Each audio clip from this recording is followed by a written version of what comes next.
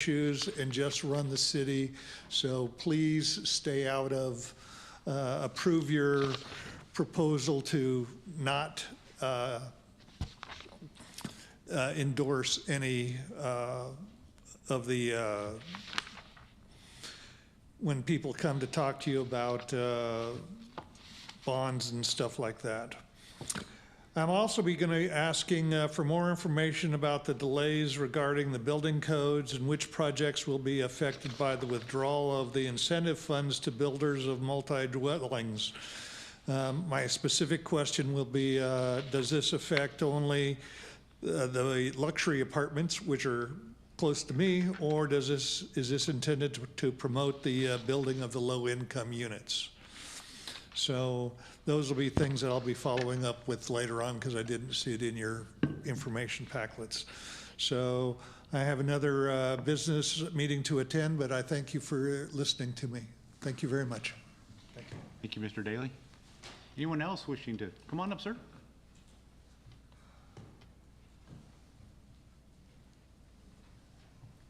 Hi, my name is Stanley Smith.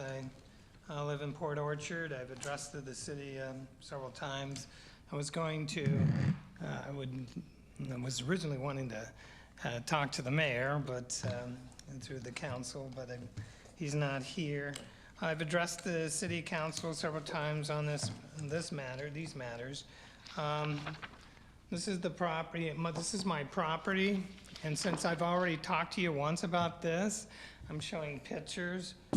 This is when the high tide was coming through. This gentleman that was in here was 80-some years old, and he backed into this ditch here when remember, there is no wind. This is just water. So this car went into the ditch. Later on, the car started floating down the road. Mr. Smith, which agenda item are you addressing? Yeah, there's a couple of us that are confused about that.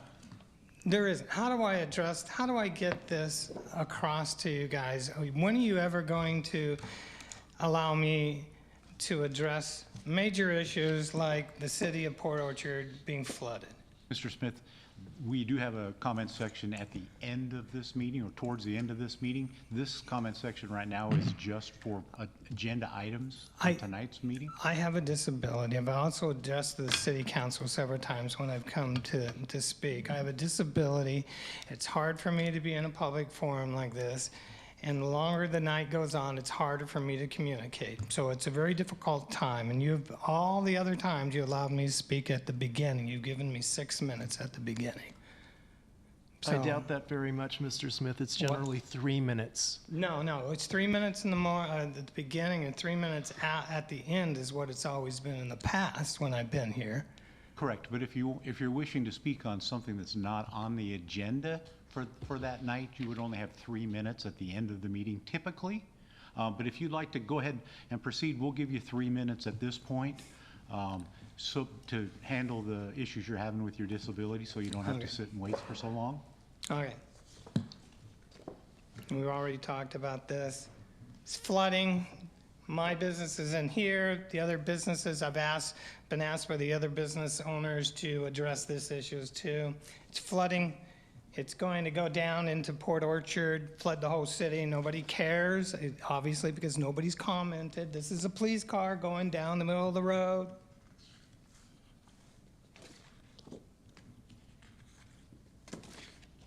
This is where you're doing the the bike trail. That means more to you. This is also the current road that's taking place right in front of my property, which I've had problems with the city, and it's okay for it to be in front of my property. This is the road. This is the side of the road. That's where the water is coming over. It's taking out. I've also talked to the county engineer. He says it's going to take out the road. Port Orchard is not doing anything about it. This is one of the cement barriers that's being held up by this. The water has gone through and eaten that away. This is on the walkway that's currently there. Eventually, a child can get in there, and that thing can fall and kill the child. We're lucky that they did not kill the gentleman that was in that vehicle. This is another thing I've been asked to address once again, in front of the city council by another business owner right nearby is the homeless people. They keep parking in front of our businesses. And in the public parking area, there's been as many as 10 vehicles. I've addressed the city and I asked them by the police. They've also asked me to contact the council and ask for the sign to be changed because right now it's just 4 hours that they cannot park during business. Monday through Friday, they can camp the rest of the time. The police don't have, you've taken away the ability of the police to do anything. This is the vehicle, one of the vehicles. This vehicle is supposed to have 4 tires on it. It's missing one. It has a come along underneath holding up the engine and part of the engine. Part of it over here is the drive shaft that's not there. These are cables there. He's constantly parking there. We have people going over there 10 at a time, and they're camping there throughout the other periods of time, during the weekends, during the week. They're defecating in front of us. They come over because you allow that to happen. Now they're camping out in my property and walking over to the next door neighbor, which has a business, and defecating there. I brought this up, and you didn't say a word, and nothing has happened. I have a right to do business in Port Orchard. I shouldn't have to live like this. You aren't doing anything. Thank you for your comments, Mr. Smith. Anybody else wish to come to the mic and comment on things that are on the agenda for tonight at this point? Or is there anyone? Oh, there you go. Come on up, sir, and state your name, please.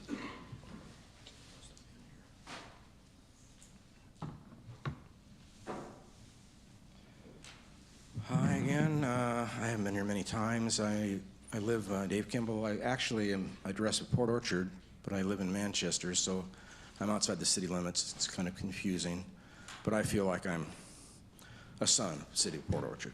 So first of all, I want to thank the attorney and the council for moving forward with the resolution. This is on the agenda, I believe, to adopt a negative stance on supporting bonds or levies for junior taxing districts.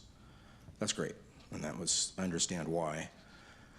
So you guys have had a really good record. There's some other stuff coming up. I think of I don't come in here and complain much at all compared to another venue in the district, but I think it's really great that you can do that. You're gonna save a redwood tree, and that's not on the agenda, but that's coming on the 25th. So I wonder why Bay Street is starting to turn into Callow, if you know what I'm talking about. And why can't curtains be put up? I hope you guys can work on that as well as you've worked on these other things. My experience has been very impressive, what you guys can do. So thank you. Thank you, Mr. Kimball. Anyone else wish to come up and speak at the microphone? I don't see any here in the audience. Brandy, do I have anybody online? Nobody has raised their hand that's online at this time. All right, thank you. So we'll close the citizens' comments at this point and move on to the consent agenda. Mr. Mayor Pro Tem, I make a motion to approve the consent agenda as presented. Second. We have a motion to approve the consent agenda by Councilmember Diener and a second by Councilmember Chang. I'm sorry. Any here's discussion Suara. on that item? Seeing none, all those in favor of approving the consent agenda, say aye. Aye. All opposed?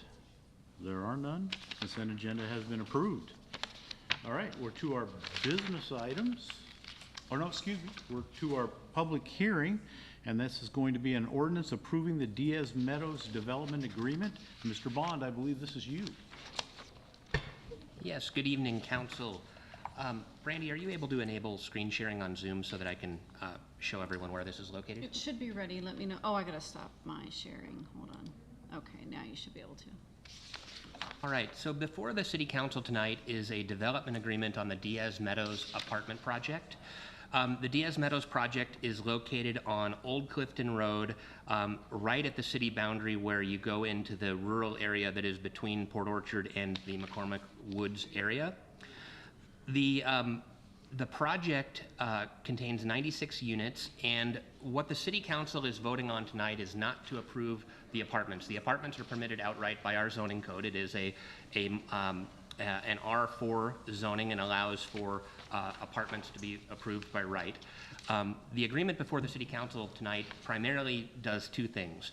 The first of the two things is it provides a funding agreement for building a portion of the water system intertie that will run between the city of Port Orchard and the McCormick area and connect the city's two water systems. And so the developer is required to build about a third of the length of the water main to bring water from the city's industrial park out to their project, which can then be extended further to the west and connect out to McCormick, the McCormick Woods area. The city's code in chapter 13.04 provides a CFC credit program. And so whenever a new development occurs, they have to pay a connection charge that goes, that funds capital improvements in the city. And there is a specific formula for determining if a developer builds a project that is in the city's capital facility plan, we're supposed to reduce the amount of capital facility charge that is owed by the developer. And so in this case, the developer is building a large water main extension.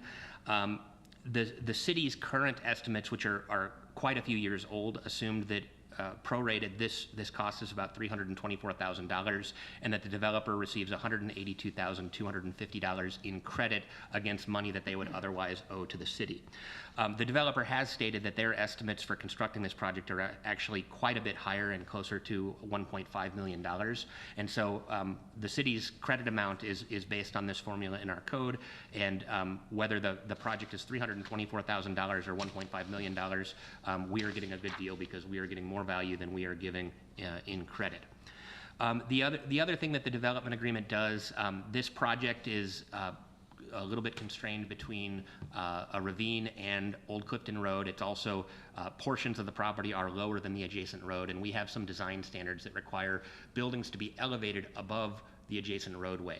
We have proposed some amendments to this code because it really works well on flat ground but doesn't work well where there's topography. And so we have waived this for a couple of other projects via development agreement. We are also proposing to waive it for this project because otherwise they would have to build buildings that are much taller than they would otherwise be if they were built at grade on the site. And because these buildings are lower than the road, having the street-facing entrances doesn't make as much sense. That's another requirement of our design standards that we are offering a waiver for. And then finally, there is a waiver for some landscape buffering requirements. And essentially, our code requires that we buffer the natural buffer along the ravine where there's already a wooded area that's fairly natural. And so we would just simply be allowing there to be a retaining wall, and then it transitions into native natural woods. So the only thing that the council is approving tonight is the development agreement. The permits for this project are still under review and are part of a separate process. We have not received any written public comments about the development agreement to this point. We have received a few comments on the actual permits, but that is, again, a separate process. So the recommendation tonight is to conduct a public hearing on the proposed development agreement, and after hearing testimony, the staff would recommend approval of the agreement as presented under the corresponding business item. Thank you. All right, thank you, Mr. Bond. Does anybody wish to speak? Oh, right, sorry, wait. Got to open the public hearing. Does anybody wish to speak on this topic? Brandy, is there, sir, go ahead. Come up to the microphone, please, and state your name. Boyd Huddleston, McCormick Woods homeowner for about the last year and a half. I've just moved down from Kirkland, so I know what the implications can be in terms of new development. And when I moved down here, it was obvious that to me that I was living in the woods, and I certainly am enjoying being here. However, my question would be the setback. The gentleman mentioned there would be a setback from the Clifton Road, leaving natural growth, etc. how many feet would that be? Would you consider putting some emphasis on that particular setback so that when you're driving down Old Clifton Road one way or the other, you're not really seeing a whole lot of apartment buildings. You're seeing more natural, such as coming up from Highway 16 on Anderson Hill, coming towards Old Clifton Road. It's a housing project that is visible on the right-hand side as you come up to Old Clifton Road. I would just request that maybe you give that some consideration. Thank you. All right, thank you, sir.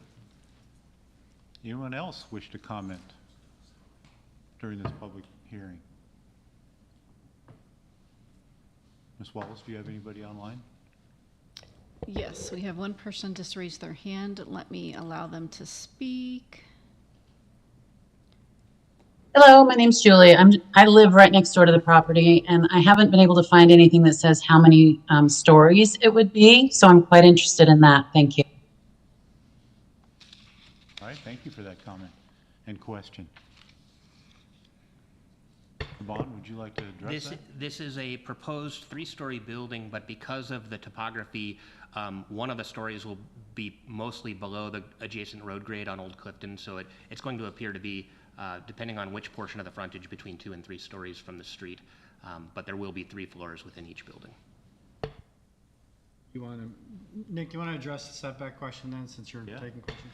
Yeah, so our development agreement isn't altering any of the setbacks from Old Clifton Road.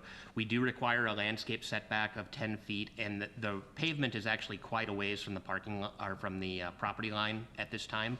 They are providing a pretty thick landscape buffer that they will be planting. I can actually share, I've got the landscape plan pulled up so I can show people what it looks like. So this is the landscape plan, and it's Old Clifton Road kind of runs from the bottom of the page to the top of the page on the right side. Number one, all apartment projects and development projects in the city require sidewalks, and this is part of our non-motorized plan to bring a pedestrian connection from the McCormick area into the city. So they are building a sidewalk that has then a landscape strip between the pavement and the sidewalk, and they don't show street trees in the landscape strip, but I believe they are required here, so there are some trees that aren't shown in the landscape strip. And then there are also trees and shrubs creating a vegetative buffer between the buildings and the back of the sidewalk along the road there. This is only half of the development. The northern section is on a different page from the southern section, but it's all consistent along the frontage of Old Clifton Road. And our design standards do require that buildings be brought out to the street and trying to improve that connection between where people live and the public space. Obviously, this is a little bit different situation because the other side of Old Clifton is in the unincorporated county that is designated as rural. So you have urban residential land across the street from rural land that is exclusively in Kitsap County. But regardless, this does meet our standards as designed. I could just make one comment. Nick, one more time with your preamble tonight was great. The public hearing tonight and then the business item later is really specific to this development agreement and really doesn't have anything to do with the design standards and some of the questions tonight. So would you just remind the public, if they wanted to continue to weigh in on those types of issues, how best to maybe reach out to your office? Yeah, correct. There is currently a comment or a application number, and I can read the application number. It is PW 22-054 LDAP. Diaz Meadows is the file number, and so there is an opportunity to submit comments as part of the permit review process. I don't know exactly where we are. I know the notice of application has already been done. I believe that the SEPA process has been is totally complete in terms of a comment period. So really at this point there isn't a whole lot of opportunity to participate. But if you send in a written comment, we can certainly look into concerns. Perfect. I just wanted to make sure they were aware of what we may be taking action on tonight, and it's different than what those topics are related to. Thank you, Sean. Any other comments from the dais? Any other folks from the public wishing to comment on this public hearing? I have one other person that would like to comment, and they should be able to speak at this point. Hi. After what you just said, I'm not sure if this is appropriate for right now, but what I'm wondering is if any thought has been put into the impact this is going to have on the infrastructure. I've lived out in McCormick Woods for about a year now, and I've noticed a great increase in traffic. It's getting a little more dangerous to try to make left-hand turns onto Old Clifton. You know, there are no street lights, there are no stoplights. So I'm just wondering, with this development and the planned 1,500 homes coming into McCormick Woods, what is going to be put in place on Old Clifton to help the flow of traffic? All right. Thank you for your comment. Did she tell us her name? I just see PL on the Zoom. Oh, you didn't, ma'am, could you give us our name for the record, please, or your name for the record, please? Yes, sorry, Patty Locke. I think it cut out before I said that. All right, thank you. Anyone else, Brandy, online? I have somebody that has already spoke and wishes to speak again, but not quite sure what the protocol is for when it's a public hearing. It's the council's call. You can vote to modify your rules to allow a presenter or a commenter to speak again. Yeah, we're fine with that. Please bring them back online. They should be able to speak at this time. Yes, my name is Aaron. It was actually my wife that spoke earlier. So the question is, could you go ahead and repeat the application number and also where to send requests or comments to? Yeah, the file number for the land disturbing activity permit is PW 22-054, and that is an LDAP permit for Diaz Meadows. And the permit center at portorchardwa.gov is an email address where you can send comments.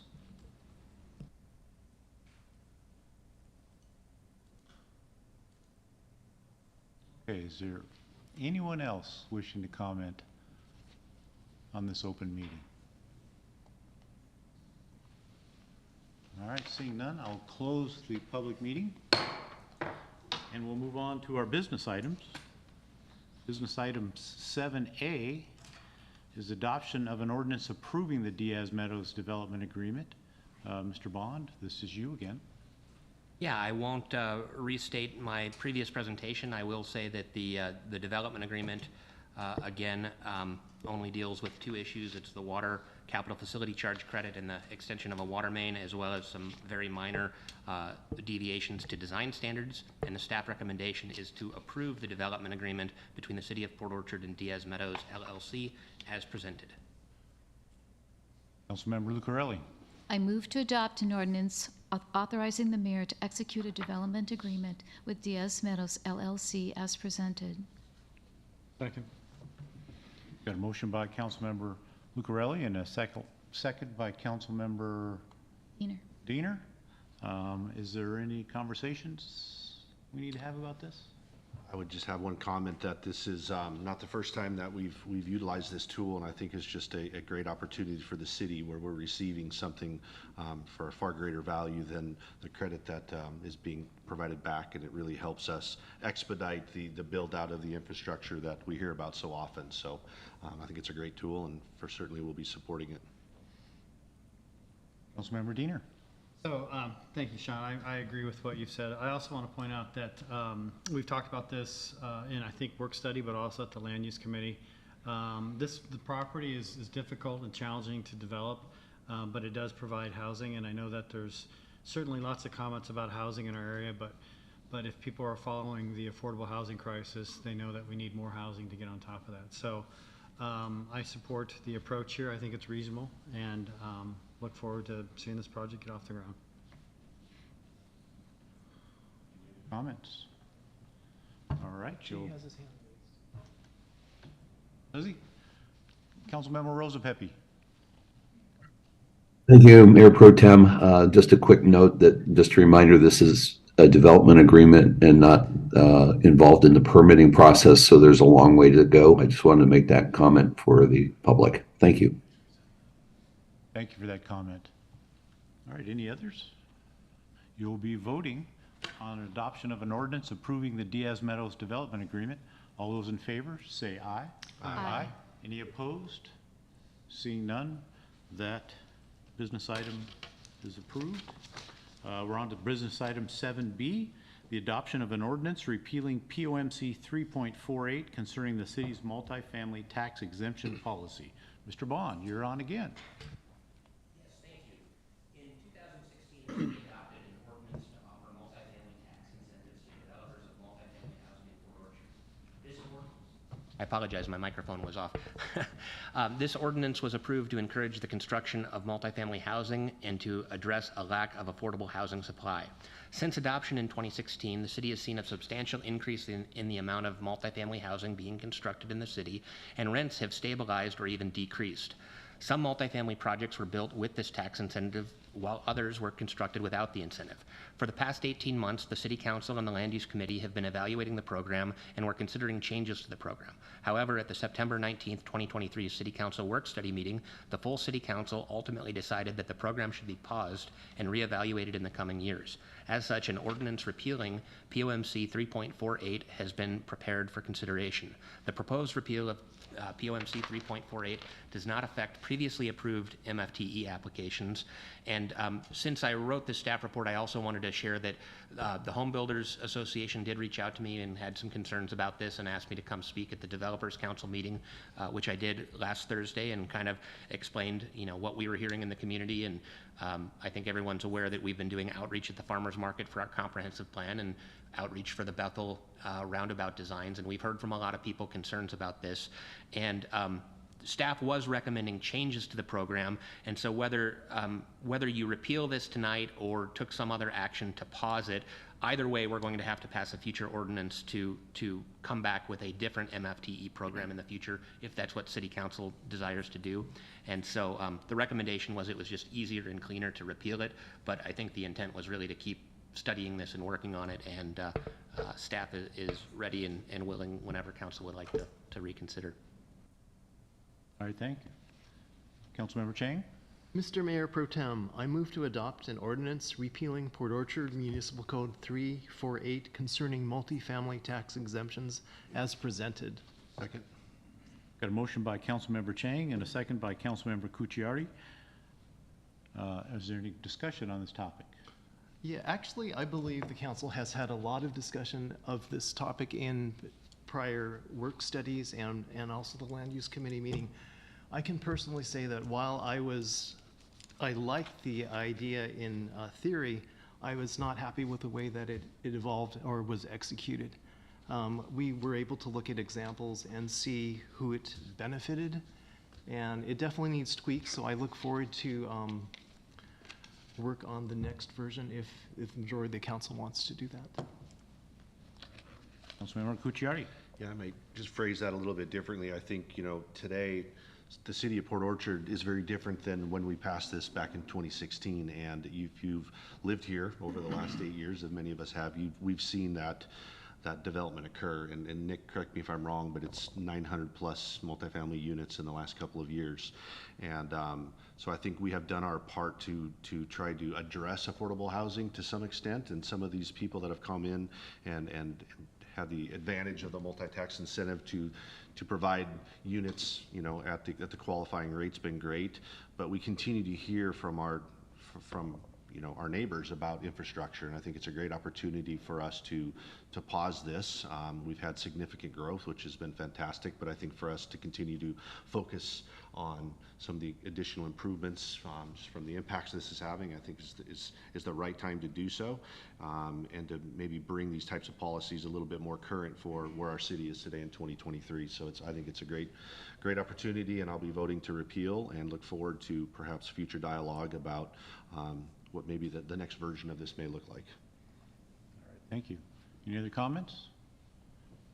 Councilmember Diener? Yeah, I just wanted to say that, the summary paragraph says that we're going to be looking at this in the coming years. I think that implies that that's going to be a much longer look than I think we're planning on. So just want to point that out. But also that it'll be nice to evaluate what we've gotten or what the community and the public has gotten for the previous MFTA programs that have been approved. And I think that's part of it. So we'll be looking at an evaluation of what the benefits have been so far, and then how we can make it better moving forward. And I would also, I think, just opine, I don't know this for sure, but I think we've done more as a city than many other cities have done in our immediate area. So we've certainly taken a big bite at the apple, and I think it's time to take a look at what that's gotten us. Right, thank you. Anyone else? Councilmember Lucarelli. One thing I just wanted to check is we have looked ahead and there aren't any developers that have expressed an interest in taking advantage of this in the pipeline at the moment that this would affect. I don't know of any projects that we're intending to use this that are in the pipeline. There were 2 projects that are not in the MFTE mapped area that are not eligible for the project that have asked to be added into the program so that they could apply, but currently they're not eligible to apply. So those are the only 2 I know of that had an interest in this project that are actively working on permits at the city. Okay, thank you. And I'd just like to mention that since this was incepted in 2016, is that correct? And then modified and updated in 2019, we've only actually had 5 developers take advantage of this program as it sits today. And I think, initially it was devised to try to create development in more of the downtown area, and we haven't seen that as much as we were looking for. So I'm also looking forward to doing a little bit of reshaping and molding this new program as we move forward. Okay, so we'll be voting on an adoption of an ordinance repealing the POMC 3.48 concerning the city's multifamily tax exemption policy. All in favor, please say aye. Aye. Aye. Any opposed? Aye. Any opposed? No. So that adoption passes.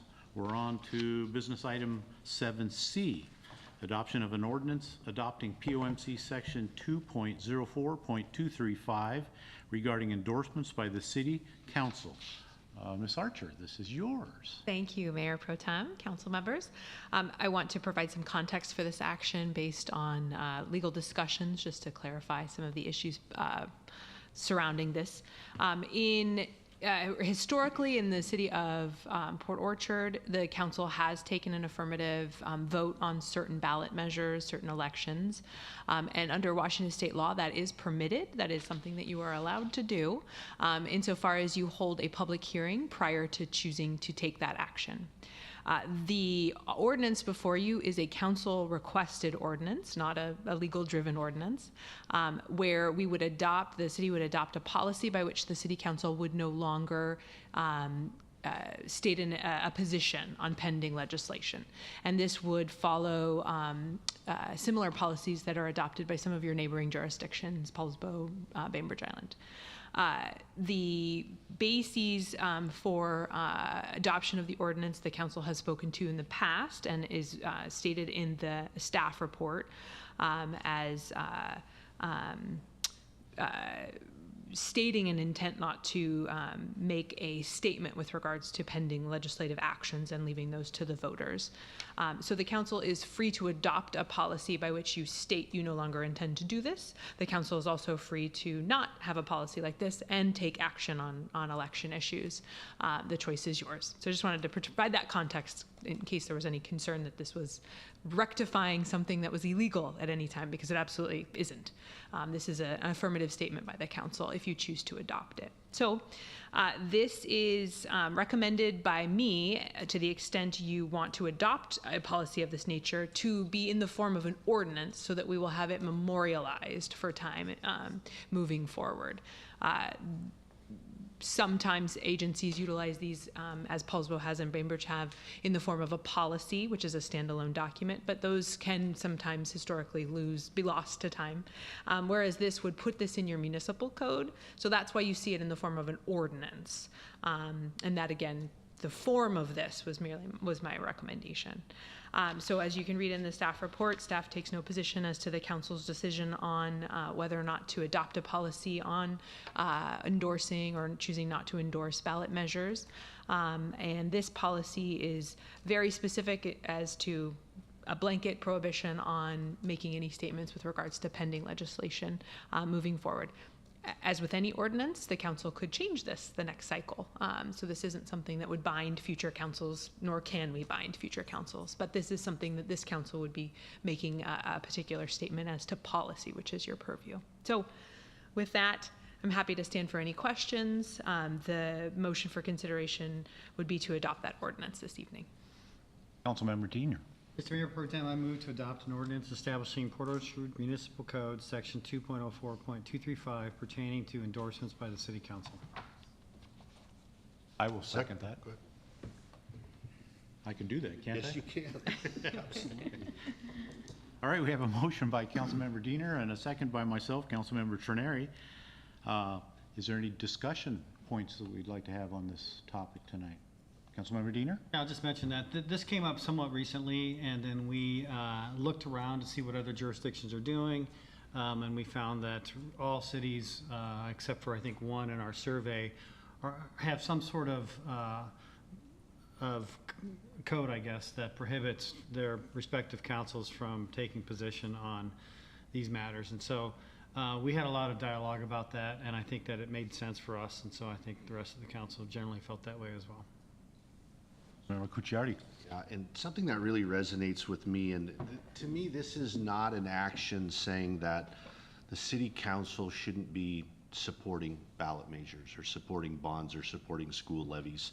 That's really not what it's about, because I challenge you to think of the flip side and the unintended consequences. What if we had a council that came out opposed to something, and the signal that could send?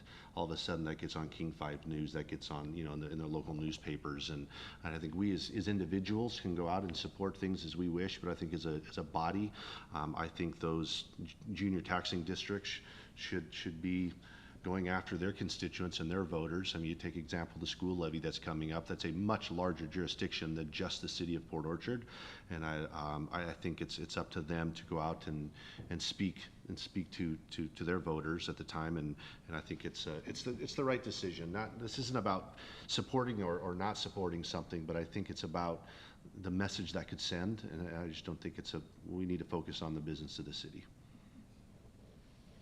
Thank you. Any other comments? All right, we'll be voting on an I have a ordinance. comment, Mayor Pro Tem. Oh, I'm sorry, Jay, go ahead. Yeah, I'll skip the filibuster that I was planning on, and that's a joke.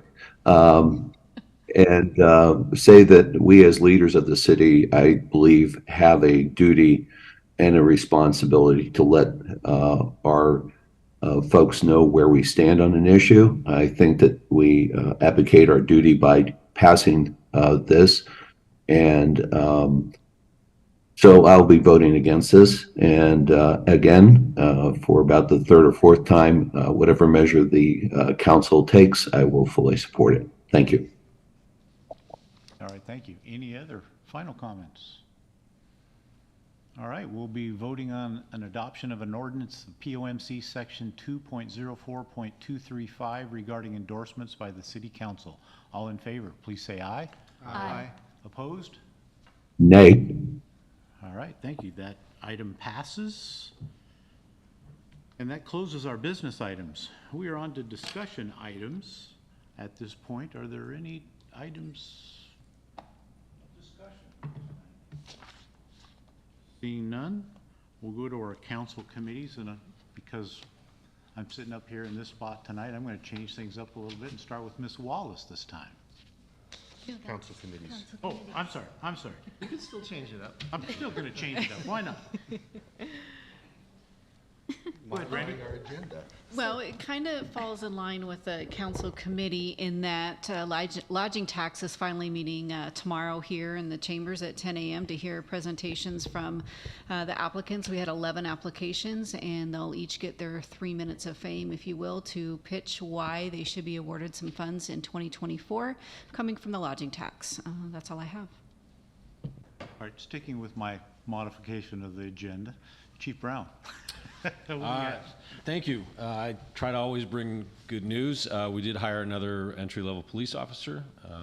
Alexis Casillas Manzano will be starting with us on November 1st. He immigrated here from Mexico, and he's bilingual, and we're looking forward to having him on. That doesn't change the fact it's still taking 5 or 6 months to get to the academy, so he's going to be with us for a while, but we're glad that we're bringing him on. Thank you. Ms. Archer. Thank you. In the ever ongoing saga that is the legal parameters around our involvement in our relationship with the unhoused community, the Grants Pass decision that we've been monitoring was a petition for certiorari was filed by the city approximately 2 weeks ago, or a little bit longer than 2 weeks ago. Amicus briefing was closed on that petition about 2 weeks ago. And so that has now been taken up by the court. The court has asked for a responsive briefing from the plaintiff. You'll recall, and for the members of the public, you'll recall, this is the decision out of Grants Pass, Oregon, that reiterates the Boise directive that essentially mandates that cities are hands-off with members of the unhoused community absent a bed that in that moment that we have available for the unhoused member of our community, and severely curtails our ability to regulate public health and safety in our community. So we are, myself as a member of an amicus committee on behalf of a consortium of cities in the state, we submitted an amicus brief, and a number of other cities, City of Seattle, City of Everett, City of Portland, have all submitted amicus briefs in support of the petition as well. So I will continue to keep you abreast. We understand that we may hear on this in January or February from the court as far as whether or not the petition will move forward. So I'll continue to keep you apprised. Thank you. And then if it does move forward, then how long-ish? So I believe then it would be on the fall calendar, so it would still be another 6 months to a year. Yeah. And this is just not to bring everyone down, but this is the exact same pattern that was followed with Boise. And then ultimately the petition was denied. So this is a very different comprised court than when Boise was before them. So we may see a different outcome, but it's unclear at this time. All right, thank you. Mr. Bond. Yeah, just one announcement. About 3 weeks ago, I emailed you all an update on our city's permit numbers, and in 3 weeks, we've taken in over 80 single-family residential building permits, so no signs of slowing down in the Department of Community Development. And that is all. That's good news. And Dennis, how's Public Works going? Good evening. Public Works is going well. A few brief updates. With the City Hall project, all roofing materials were delivered today and staged on the roof, and the final shingles are being installed this week. Hopefully we're gonna have a couple good days of weather, and that will be completed for just the roof portion. There is a weather barrier underneath the shingles, so we are safe from the rain right now. The Marina Lift Station, the contractor has been issued notice of proceed and will start mobilization next week on October 16th. The first phase of the project will be the water installation, and that will be affecting that lower parking lot between Frederick and Orchard Avenue. The Bay Street Lift Station, next week crews will be replacing a cutter pump in-house and completing that work. There is no anticipated service-related issues with that. And then one announcement on new staffing. Jomer Sizant started in the operations center last week. So thank you. All right, great. Okay, we are at the reports of council committees. Economic Development and Tourism, the meeting scheduled for next week was postponed, so they'll be meeting in November. Utilities will be November 14th. Finance, October 17th. Just a quick question on that. I had 3 o'clock on my calendar. Does anyone, Noah's not here, is he online? Jay, for some reason I was thinking we had scheduled that for 3 o'clock, maybe a little bit more robust with the mid-year budget cycle. Do you recall that? It's on my calendar at 3. I just wanted to make sure that the time's right for the public. No, I was waiting for further guidance. We should ask Brandy if she could get that clarified. Maybe just make a note of that, and if we need to update the meeting time, please do so before next week. Yeah, we've got 5 o'clock. 5 o'clock here, but Start I've time got on 3 here. on my calendar. Okay. Yeah, we Not that get I've that ever cleared up. not made a mistake, but. Transportation is meeting October 24th. Festivals, Chimes and Lights is meeting here in a week, October 16th at 3:30. Land use is October 18th. I think land use has, and I've got a report from the last meeting, but I think land use is pushed out to November. Okay, and Councilmember Medina, you say you have a Yeah, report? so we met on the 4th of this month, the land use committee did, and we had 6 items that we talked about. The first was the docket for the comp plan, the current comp plan docket. And we talked about a couple items. One was some parking revisions that we'll be seeing at work studies, proposed parking revisions brought by a neighbor to a specific project. And then we also talked about public buildings and how they may be exempt from certain design standards. And so that generated a little bit of discussion. We'll talk more about that in the future as well. There was also a discussion about Prospect parking lot. Really what I think that resulted in is just making sure that there's good parking understanding and good signage during community events. We also discussed surplus property and whether it has any value to be let go so that it could be perhaps be developed by housing interests. There's a couple properties that we have that we are probably going to be thinking about holding on to. One is the remnant parcel by the Tremont Roundabout, which has some commercial value, also some potential city value for an annex of some sort. And then another off of Mitchell, 1.7 acres right by the high school. It's kind of sloped property, it'd be difficult to develop, but so we talked about a couple ideas there. The other item that we talked about was the Diaz Meadows development agreement, which we talked about tonight. And then a couple last items, we talked about the courthouse campus redevelopment plan, and as it involves vacating some right-of-way and making sure that we understand well the concerns of the neighbors there. As you recall, there was one particular gentleman who had concerns about right-of-way vacation. And then we talked about signage, and I think most people that drive around in the city are aware of a proliferation of signage in the city, and part of it is it's that time of the year with political signage, but just even before that there was a lot of signs. And so there will be some movement on that in the near future, which won't affect any of the current signs that are out there now. So that's all that I got. Jay, Thank you for that. Lodging tax meets tomorrow. That'll be interesting to see, get a report on that next week, next meeting. Sewer advisory meets November 1st. You have a report on that because we met. Oh, recently, yeah. Go I ahead, did, Cindy, yes. please. So basically the meeting was a budget review for West Sound Utility. Also, we had an update on equipment replacements. And then the big thing was the ERU count, the equivalent residential unit count, is up this year 484, with the city being up 377 and the district 107 ERUs. That's usually what we look forward to when assessing the budget. And the next meeting will be the 1st. Yeah, November 1st, yeah. All right, thank you. We are to the report of the mayor, and the mayor's not here, but I'd like a moment just to recognize a sad situation recently. Unfortunately, Port Orchard lost one of its great people. Larry Capola passed recently.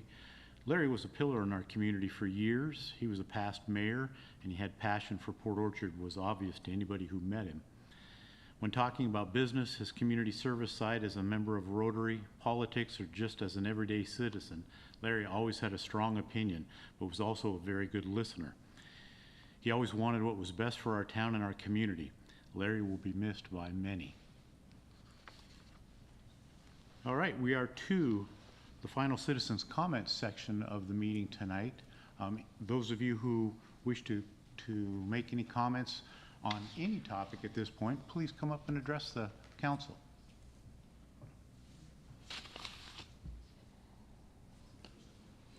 Come on up, sir, and state your name, please.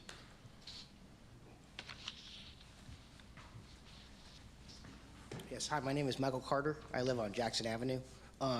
I was just trying to find out some information. I was just called by PSE, and there's lights along Jackson Avenue, and I was told that one of them's not being paid for by anybody. And so I've been told that if I wanted to keep the light on, I have to pay for it. It's a street light on Jackson Avenue. So I was wondering who I need to talk to about getting that transferred to the city, Because it's a city light. That's And- county, I believe. Is it county or is it city? Yeah, Jackson is entirely outside of the city limits. It's It all is? county road. Yeah. Okay, so I'm gonna go there then. Okay. And so what about the crosswalk that goes across there also? That's another one. So the crosswalk that goes across Jackson? County. County road. That's county? Okay. So, do you have a pen? Write this number down. Okay. 360-337-5777, and that'll get you to the call center that'll transfer you to Public Works. You said 377? 5777. Oh, 577. Okay. 337-5777. Say it first. I'm sorry, my brain. all right. 360. 360-337. 337. Okay. I got this. 5777, and that'll get you to a call center that will transfer you to Public Works or allow you to leave a message for the right person. Okay, thank you. If you have the C-Click Fix app on your phone, you could also report it that way. Okay. Okay. But- Perfect. Thank you. All right, thank you, That's all I Mr. Carter. Anybody else wishing to come up and address the council? Randy, anybody online? Not at this time. All right, so we'll close that, the ending citizens' comment section. Anybody have anything for the good of the order? Well, I do have one thing. I'd like to just say that I was happy to hear the city and Johnson Link Orthodontics were able to come to an agreement to save that 100-year-old redwood tree. That's an awesome thing. I'm glad. I know everyone is happy to hear about that. So thank you for all those people who were involved in that process. Okay, if there's nothing else, we will adjourn the meeting tonight for October 10th. Everybody have a good night. Thank you for coming. Bye-bye. Wow. Let me see. It's the SK Bond colors.